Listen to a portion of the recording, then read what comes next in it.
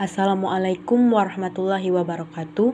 Perkenalkan, kami dari kelas A, Prodi PAI kelompok 6 Ilmu Alamiah dan Budaya Dasar. Baiklah, di sini kami akan mempresentasikan makalah kami yang berjudul Pencemaran Lingkungan. Pemateri pertama yang akan disampaikan oleh Khairunisa, pemateri kedua oleh Harmina, dan pemateri ketiga oleh Asirismalita. A. Pengertian. Pencemaran adalah makhluk hidup, energi, materi, atau komponen lain yang masuk atau dimasukkan ke dalam air, udara, tanah, dan atau berubahnya tantanan atau komposisi air, udara, tanah oleh kegiatan manusia atau proses alam, sehingga kualitas air, udara, tanah menjadi kurang atau tidak berfungsi sebagaimana mestinya. Pencemaran sering disebut polusi. Pencemaran sendiri yang diartikan sebagai masuk atau dimasukkannya makhluk hidup, zat, energi, dan atau komponen lain ke dalam air maupun ke dalam udara oleh kegiatan manusia dan juga proses alam, sehingga kualitas air atau udara tersebut menjadi kurang atau tidak dapat berfungsi sebagai sesuai dengan pembentukannya. Limbah sendiri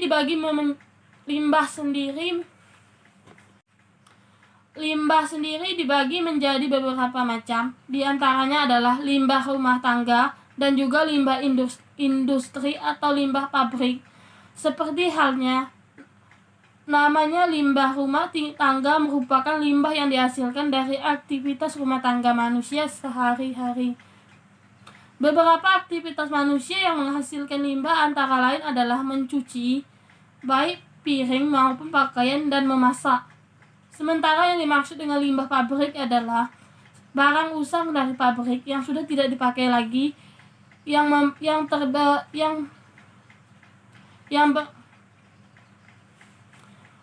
Sementara yang dimaksud limbah pabrik adalah segala barang usang dari pabrik yang sudah tidak dipakai lagi yang berbentuk padat, cair maupun gas. Sekian, terima kasih.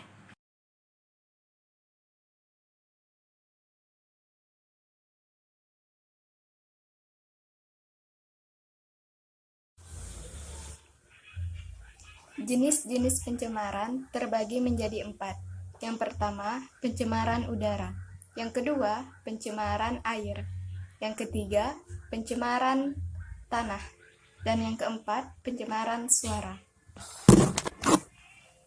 Pencemaran udara terbagi menjadi 4 bagian. Yang pertama, dampak pencemaran udara.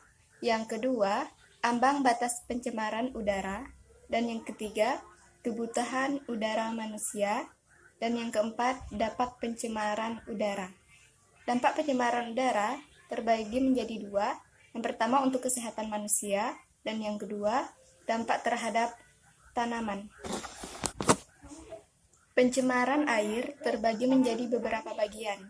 Yang pertama, kebutuhan air. Yang kedua, manfaat air bagi tubuh manusia. Yang ketiga, bahan dan tingkat pencemaran air. Yang keempat, penanggulangan pencemaran air. Pencemaran tanah terbagi menjadi beberapa bagian. Yang pertama, bentuk pencemaran tanah. Yang kedua, dampak pencemaran tanah. Dan yang ketiga, cara mengatasi. Cara mengatasi ini terbagi menjadi 2, yaitu remediasi dan bioremediasi. Remediasi adalah membersihkan permukaan tanah yang tercemar, sedangkan bioremediasi yaitu pembersihan tanah dengan memakai mikroorganisme. Pencemaran suara. Pencemaran suara terbagi menjadi 2 bagian, yaitu penyebab dan dampak. Pencemaran suara disebabkan oleh suara bising yang terus-menerus dari kendaraan bermotor, mesin, kereta api, mesin jet, pesawat, dan sebagainya. Sedangkan dampak dari pencemaran suara adalah dapat menyebabkan efek psikologis dan kesehatan manusia seperti detak jantung yang meningkat, gangguan pendengaran, susah tidur,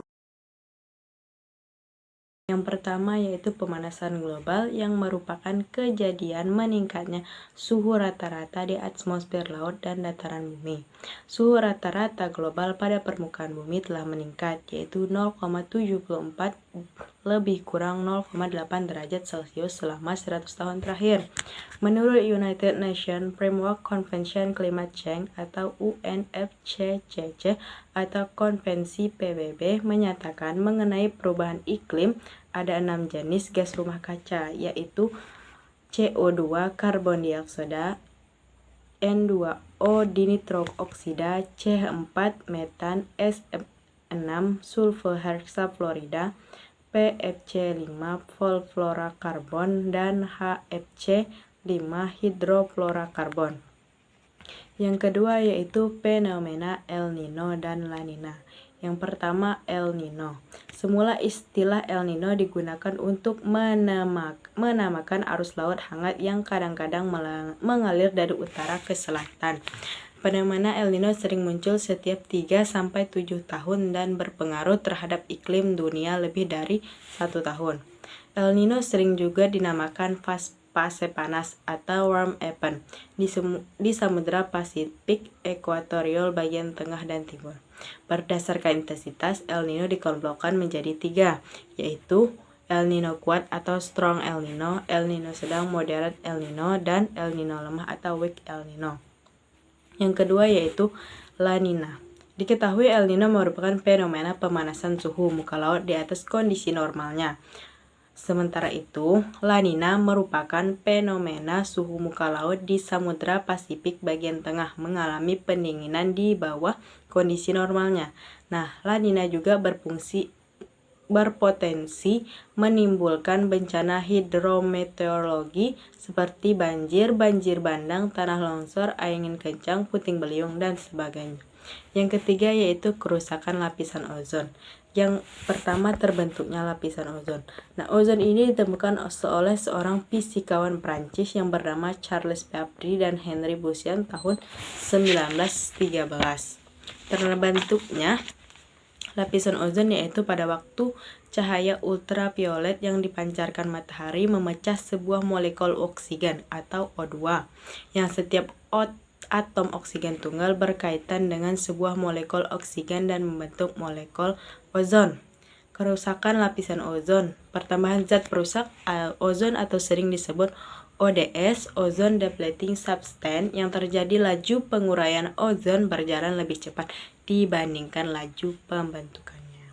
Cukup sekian penjelasan dari kami. Apabila terdapat salah kata, kami mohon maaf. Wassalamualaikum warahmatullahi wabarakatuh.